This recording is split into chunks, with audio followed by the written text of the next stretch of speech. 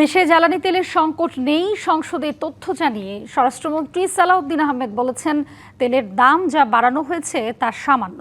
আর বিরোধী দলীয় নেতা ডাক্তার শফিকুর রহমান বলেছেন, তেল সংকট এই সরকারের সৃষ্ট নয়, তবে জ্বালানি নিয়ে সরকারের দেয়া তথ্যের সাথে বাস্তবতার মিল নেই। আমাদের দেশে জ্বালানি তেল এবং গ্যাসের কোনো সংকট নেই, সেটা আমরা পরিসংখ্যান দিয়ে আমরা দেখিয়েছি, মাননীয় মন্ত্রী দেখিয়েছেন। সবসময় একটা টেন্ডেন্সি থাকে এটা অন্যভাবে অপচয় হওয়ার বা পাচার হওয়ার, সেটা বন্ধ করার জন্য, একটা ডিসিপ্লিনে আনার জন্য আমরা জ্বালানি তেলের কিঞ্চিত মূল্য বৃদ্ধি করতে বাধ্য হয়েছে সরকার। মাননীয় স্বরাষ্ট্রমন্ত্রী খুব সুন্দর করেই বলেছেন কোনো সংকট নাই। এটা আসলে সংসদের ভিতরে নাই, বাইরে।